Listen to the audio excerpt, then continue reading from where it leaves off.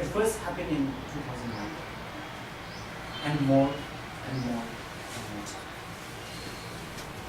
Just day before yesterday, there was a self-immolation result,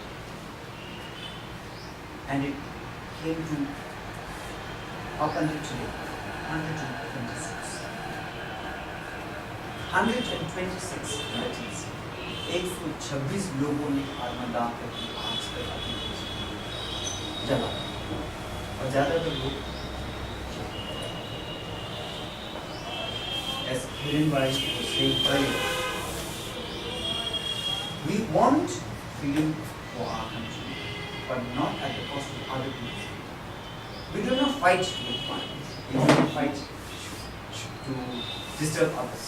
We are only demanding freedom for our अपने देश के लिए मरेगा, जान भी देगा, लेकिन अपने देश के लिए किसी और की जान नहीं लेगा, किसी और की आज़ादी नहीं लेगा। बहुत अच्छी है। This is how 126. In our struggle here in India, although the whole Tibetan religion, culture is based on Buddhism, there is a very strong practice of non-violence. अहिंसा की बहुत गहरी संबंध है, एक बिल्कुल संस्कार है।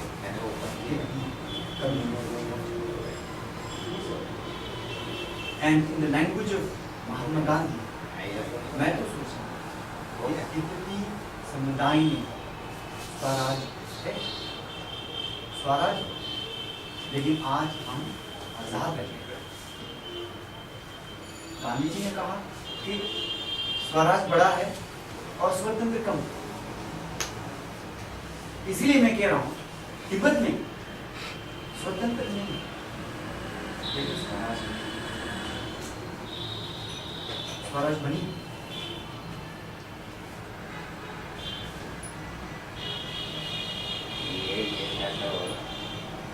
India में we've been here for a long time, and we see in the picture of Mahatma Gandhi ourselves in a new face. We see with all this time when we practice Buddhism, the goal of Buddhism is to lead us to Buddha, and like freedom from the world. Gandhiji is studying his message and his practice of ahimsa in India at the time of India was to seek freedom in the world, and to see that kind of freedom in the world. What? So I have personally been studying Gandhi, found it most practical in the so very often I say and I feel and I believe that I keep Dalai Lama in my heart, my Buddha in my heart. But I find it difficult to practice Buddhism because I don't want to gain freedom out of the world. मुझे निर्वाणा नहीं चाहिए, मुझे दुनिया के बाहर नहीं जाना, वो निर्वाणा वो मुझे नहीं चाहिए, मुझे सिर्फ अपने देश के अंदर, अपने देश में शान से रहना। जिस तरीके से हर शख्स जिंदगी में अपने देश में करीब 200 देशों में अपने देश में आज़ादी से जी रहे हैं, वैसे अपने देश के साथ उसके लिए because I find Gandhi most practical in our freedom. I follow that. So I keep my Buddha in my heart and keep Gandhi in my head and function from there. I find Gandhi's Hind Swaraj the most profound and practical book that I've ever read, and that I read again and again to find meanings and practice. And this is how we have been working. Lastly, and then we can go into question answers. I'm a writer and an activist. I write poetry, I write essays and stories, and sell them. And I may be one of those rare writers in India who live only out of writing. But then I'm a writer and a publisher. I publish my own writings, I get my own books printed, and I sell my own books. Not in bookshops, but to friends. I get a thin book like this published in Dharamshala at a cost of 9 rupees and sell it for 50 rupees. And a number of my friends help me in sell. And this is the 9th edition. I sold 20,000 copies of this book, poetry and essays. And I live out of it. At the same time, I've designed my life to live so very simple. In 2 pairs of clothing. I have 2 shirts and 2 jeans, weather insurance, so that I have no extra requirements. And so in a very small budget, I can live a powerful, simple life. And sell my writings in this way. There is a lot of romanticism about struggle. Many people think, oh, this is like that, this. But then very often, the work of an activist undergoes so many different tests. Sometimes when you are watching in prison, you're thinking all to yourself, why when the whole world, all your friends are what is called enjoying going out, and you are in jail, and you are having to fight with problems. You are having to wait for your turn to appear in the court outside, and the judge has just not the protest that Dylan Mai was telling about earlier. I did a protest in Bombay where I got arrested, and from Dharamshala to Bombay, I travelled 20 times to appear in court. And finally, I did win the case, but it took me 20 times. But I believe that as an activist, the kind of work you start, you must dignify it, complete it, and bring it to them. We did. And I did another protest in Bangalore, where I was beaten by 20 different police, and इतना मार खाया, चोट खाया कि बाद में jail में गया, इतना मार लगा था ये सब जगह में आलू छोटे छोटे छोटे आलू, and in the jail I was keeping my hand for a pillow like that. I couldn't keep my head down. सब जगह में ऐसे आलू. This is how things are, and I continue to struggle, but I believe my work of the non-violent Tibetan freedom struggle has enriched my life, and because the nature of the work and the inspiration that I see from people in Tibet and from the stories, that this is the most meaningful and most profound life that I could ever live. And therefore, I'm always very excited and happy in the way I work as an activist and as a writer. This is what I want to share here.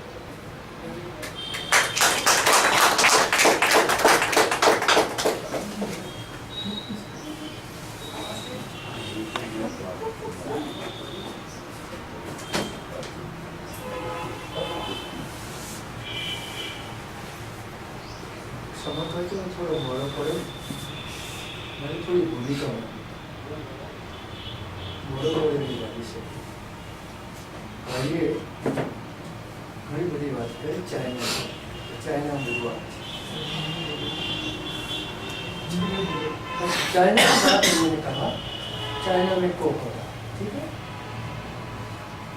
अब China में जो हो रहा हो इसके बाद हमें चिंता करने के लिए सवाल हमारा क्या हो रहा, हमें अपने राष्ट्र की चिंता करने का सवाल। और हम जो भारतीय लोग हैं वो ज्यादा जानते नहीं हैं, मुझे क्षमा करना। हम लोग कुछ लिमिटेड लोग, मैं और आप ऐसे कुछ लिमिटेड लोग, गिने लोग इसमें जाते आते हैं। सवाल ये है कि आज चाइना अरुणाचल मांग रहा है, चाइना सिक्किम मांग रहा है, मेरी बात समझ रहे हैं आप? अरुणाचल वालों को कहता है आपको पासपोर्ट की वीजा की जरूरत नहीं, वीजा की जरूरत नहीं, ठीक है। तो हमें अपने देश के बारे में सोचना चाहिए। और हम जितने भी इंडियन लोग हैं, भारतीय लोग हैं, वो हम लोग तिब्बत की स्वतंत्रता की मूवमेंट से इसलिए जुड़े हैं कि तिब्बत की स्वतंत्रता के साथ हमारी सुरक्षा जुड़ी है। एक जमाने में भारत और चीन के बीच तिब्बत एक बफर स्टेट था, इसलिए हमें कोई चिंता नहीं थी। अब हमारे आदरणीय प्राइम मिनिस्टर स्वर्गीय जवाहरलाल नेहरू जी ने चीन के इंप्रेशन में आके, कुछ भी समझो पंचशील के इंप्रेशन में आके, उन्होंने तिब्बत चीन को दे दिया। तो क्या हुआ कि तिब्बत की बॉर्डर हमारी बॉर्डर से मिल गया। और दुनिया में हमेशा झगड़ा पड़ोसी से होता है, हमेशा पड़ोसी का पानी इधर है, पड़ोसी का लड़का इधर है, झगड़ा हमेशा पड़ोसी से। तो ये मामला हमारे बीच में खड़ा हो गया। और मुसीबत क्या है, चाइना जितना भी मिलिट्री डेवलपमेंट करता है वो हमारे लिए करता है, वो अमेरिका के लिए नहीं करता। उसने ब्रह्मपुत्र का सारा जो बहाव है वो मोड़ने की बात कही। नुकसान किसको है? हमको। उसका न्यूक्लियर कचरा है वो इधर डाला, उसका सब कुछ हमारे पास। परिणाम हमारे सारा पर्यावरण प्रदूषित हो गया। हमारी नदियां इतना बहाव कर रही है कि हमारे वो एरिया में बड़ी मुसीबत खड़ी हो गई। और जिस जगह हम सिर्फ 1400 पुलिस डंडे वाले रखते थे, हमें कोई जरूरत नहीं थी 55 के पहले, आज हमें 3 लाख का आर्मी वहां रखना पड़ता है। आज हमें 3 लाख, कितना खर्च होगा सोचिए आप। चाइना ने जितना भी मिसाइल रखा है उसका मुंह कलकत्ता की बाजू है, दिल्ली की बाजू, अमेरिका की बाजू नहीं। तो तिब्बत की फ्रीडम, तिब्बत की स्वतंत्रता हमारी सुरक्षा के साथ जुड़ी है। और परम पूज्य दलाई लामा बार बार कहते हैं भारत हमारा गुरु, और वो कहते हैं कि गुरु के सहाय शिष्य, गुरु को शिष्य की सहाय करना चाहिए। तो इसलिए भारत को तिब्बत की सहायता करनी चाहिए। अपना डिफेंस का भी सवाल है, ह्यूमैनिटी का सवाल, ह्यूमन राइट का सवाल। हम ह्यूमन राइट की बात करें, तिब्बत की पॉपुलेशन कितनी है सर? 7 लाख, 60 लाख, सुन रहे? 60 लाख। चाइना ने वहां 1 करोड़ 20 लाख वहां ठहरा किया, यानी ओरिजिनली को माइनॉरिटी में कन्वर्ट कर लिया। हम 370 यंग मैन, हम 307 कॉन्स्टिट्यूशन हमारा आर्टिकल है, जो कश्मीर में कोई कुछ नहीं कर सकता, भारत का दूसरा आदमी, उससे वहां हम कुछ नहीं कर सकते। हमें इसमें से सीखना चाहिए। उन्होंने तिब्बत में एक उनकी 60 लाख की पॉपुलेशन के सामने 1 करोड़ 20 लाख की पॉपुलेशन डाल दिया है, ताकि ओरिजिनल तिब्बतन माइनॉरिटी में आ जाए। और ह्यूमन राइट की बात करें, और तिब्बत के मूवमेंट के लिए अभी 3 तोड़ों में, अभी 2 साल पहले एक बड़ा मॉनेस्ट्री को उन्होंने खत्म कर दिया, आगे दीवार लगा। तिब्बत के अंदर जितने भी मॉनेस्ट्री है बुद्धिस्ट, उसको उन्होंने डैमेज कर दिया, बंद कर दिया। लामा लोग जो कुछ भी करते थे उसको जेल में, ह्यूमन राइट की बात करें, लामा लोगों को जेल में रख कर दिया। दलाई लामा का फोटो नहीं रख सके, परम पूज्य दलाई लामा का फोटो अपने घर में, अपने किस्से में कोई नहीं ले सकते। जैसे सऊदी अरबिया में जाते हैं तो गीता अपने किस्से में नहीं रख सकते। समझ रहे हैं मेरी बात? समझ रहे हैं आप लोग? समझ मेरी बात? आवाज आती है आपके साथ? तो ये परिस्थिति ह्यूमन राइट की बात है। और इसके पर जितनी भी नन है, महिला लामा, उसको कंपलसरी मैरिज करा दो, तुमको मैरिज करना ही चाहिए, लामा को भी मैरिज करना चाहिए, नहीं क्यों करते? इतना परेशान कर दिया है, कोई उसकी सीमा नहीं है। फिर भी इतने होते हुए भी तिबेट की प्रजा में वो खमीर है, वो शक्ति है, वो आध्यात्मिक शक्ति है। आज भी इतने बड़े दुनिया के सबसे बड़े साम्राज्यवादी राष्ट्र के साथ, उसकी सेना के साथ लड़ रहे हैं, वो भी अहिंसा से, वो भी अहिंसा से, गन से नहीं। करीब करीब 140 के ऊपर आदमी ने आत्मदाह कर दी। इसमें महिलाएं हैं, लामा लोग भी है, पुरुष भी है, और वो 20 से 40 की आयु के, मेरे जैसे 70 वाले नहीं, वो तो अब पूरा हो गया। इतने आदमी वहां अपने आत्मदाह करके शहीद हो गए। रोज ये सिलसिला चलता रहता है। तिब्बत से लोग भागकर आ रहे हैं, आपके सामने है लोग सब, राइट, आपके सामने है लोग सब। लोग के जवान भाग के आया, उनका फैमिली भाग के आया। तिब्बत में कोई तिब्बती अब सलामत नहीं होने से वहां रहने का मुसीबत हो गया। हम ह्यूमन राइट की बात करते हैं,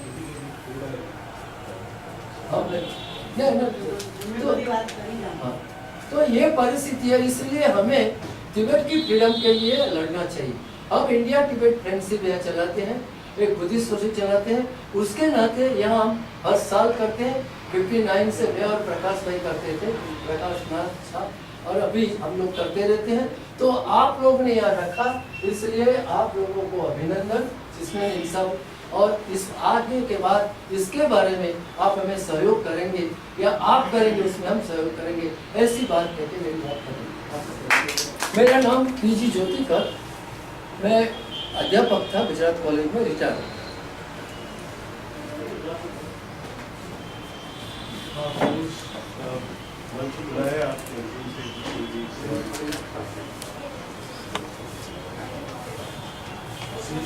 Maybe your period in English about discussing about Tibet and is it on a website? Well, there are number of websites for daily news. One is Tibet.net, Tibet.net, Tibet.net is the website of Tibetan Government and Exam. And then there is for news, information, daily news. There is most visited Tibetan website called Hayur.com. Hayur in Tibetan means fatherland. Like यहाँ मातृभूमि बोलते हैं, Tibetan में fatherland. Okay? So it's Hayur, PHAYUL.com. Hayur.com, PHAYUL.com. Hayur.com as news, information, opinions, articles, interviews. That's enough. Then there are a number of Tibetan non-governmental organizations, and the largest non-governmental organization is Tibetan Youth Congress. So it's TibetanYouthCongress.org. So that has information about the NGO and its activities. So there, like that, there are a number of websites. There are a number of magazines also in print and also online, and Facebooks also. From the Tibetan Government in Exile, there is this magazine called Tibetan Bulletin, which people can subscribe for free, and it comes from Dharamshala. So it's called Tibetan Bulletin. It's quarterly, once in 4 months. In Delhi, there's another magazine called Tibetan Review. Tibetan Review has been in existence for now about 30 years, and the collection of certain other information, opinions, articles about religion, culture, about the struggle. This can be subscribed from Delhi. There's a nominal fees for it, but then TibetanReview.net is again the website, so you can subscribe online or also in print. So these are the information. And then there are a number of websites with videos, YouTube videos also available, and Facebook's pages also available. any political party fighting against them right now? Do you belong to this political party? Do you mean Indian or Tibetan? Tibetan. In Tibetan community, firstly, structurally, if I explain, there is His Holiness the Dalai Lama and his office in Dharamshala. Along with that, in Dharamshala, there is the Tibetan government in exile, which is the Tibetan administration for all the 150,000 Tibetans living outside Tibet. So it's for their welfare, their education, their health, and various other activities. So Tibetan government in exile is based in Dharamshala, in Himachal Pradesh. And part of the Tibetan government in exile are different other offices in 7 other countries. And then the non-governmental organizations. There's no political party as such, but then there are number of non-governmental organizations who are created for different other purposes. Some for women, some for environment, some for human rights. And there are a number of monasteries, schools in India. In India, for example, there are almost about 100 schools for Tibetans in different parts of India, mostly in the Himalayas and also in Karnataka. Maharashtra, there's one in Gondia district near Nagpur, and one in Chhattisgarh, one in Orissa, and different other places in the Himalayas. And then there are monasteries, number of monasteries. Monasteries for Tibetans are not just places of worship, but these are places of study. Most of the traditional education in monastic arts, performance, music, painting, sculpture, iconography, Khanda painting, much of that are mostly happening in monasteries. So monasteries are very important cultural institutions for Tibetans. So a number of monasteries are also there across India. So India has actually hosted the Dalai Lama, the Tibetan government in exile, and also the Tibetan population. All of that as infrastructure, and also the freedom with which the Tibetans can have once in 5 years elections within the Tibetan community. So we elect our own prime minister, we elect 44 members of parliament. So there's a whole setup of democratic exile government, which for us is the seat. That once Tibet is independent again, then we can have a democratic process, which was not there earlier. But now we have a whole democratic process going on very well here in India. But officially we call this exile government Central Tibetan Administration. Unofficially, it is actually the exile government, but there is a problem there. If you officially call it exile government, then China would unnecessarily put pressure on India and say, you are running exile government, shut it down, and put that kind of pressure. So India, officially for India, this is an administration for Tibetan exiles. Officially, although we call ourselves refugees, officially in India, nobody is a refugee. Because the International Refugee Protocol and International Refugee Convention, 2 international documents, India is not a signature. So therefore, there is no refugee law in practice in India. So in India, either you are a citizen or you are a foreigner.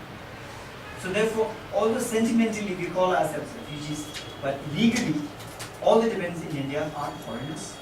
And we usually have to carry a document with us all the time, which is our identity card and also our residency permit. A paper like this, and on top of this is written Indian Registration Certificate for Tibetans. So this is a paper with all the details and your photograph and your fingerprint and everything. It gives those details of an individual, and all Tibetans, 1 lakh Tibetans, we all have to make this paper above the age of 16, and this is valid for 1 year. And at the end of the year, we have to renew our stay. From last year, those who are either born in India or have lived in India for more than 20 years can now extend this for 5 years. After that, you can renew. But others, they have to renew this paper every year, and which makes us as foreigners living in India, somebody like me, I'm born and brought up in India, and I'm, very often I tease my Indian friends and say like I'm more Indian than you, because I speak more Indian languages. I've traveled much more in India than many of the Indians. But this is the situation. For us, our goal is never to ask for more rights in India. Our goal is to go back to Tibet. And until that time, we have to maintain our struggle. And for that, our focus is not to ask for more rights. Our focus should be our education, so that whatever little space is there, we could use that to further spread the awareness about Tibet in India and others, and gain more support and create alliances. And I think, as Dr. Jonika said earlier, if we could create one more awareness and also relate the interest of Tibet's independence to the security or issues of India. At the moment, I think the only group that's worried about China's invasion of Tibet and its continued occupation, I think is only the government of India. It's the government of India who is worried about that, and therefore recently government of India created a special mountain strike force. 50,000 special soldiers who are trained to take part in immediate action. It's called Mountain Strike Force, and India is going to spend 86,000 crore in this. So government of India is worried about Chinese occupation, maintained occupation on Tibet, but most Indians do not. And I think this is the tragedy, that it is just getting lost in between. So if we could really make Tibet as an important issue, एक अहम मुद्दा बन जाए कि ये भारत सुरक्षा के लिए ही है, then perhaps there is a way of taking it up at different other public level, intellectual level, academic level, and also in the parliament. But at the moment, because we are not voters, because we are not part of any constituency, we cannot speak it, and so therefore we take it only at people's level. Yes. Sometime back, it was reported that His Holiness Dalai Lama gave up his political status. Here he is, religious status. Number two, there was a lot of discussion on the successor. Who will be his successor? Even after religion. It's a very good question. Well, this is an important question about the Dalai Lama's devolution, giving up his political power to an elected representative, and also about the succession. So there are actually two issues. One, the importance of the Dalai Lama devolving his political power to an elected representative is to complete the democratization of the Tibetan people. If the Dalai Lama continues to hold the political authority, then democratization is incomplete. Although he enjoys everybody's love, respect, and worship, still he is not an elected person.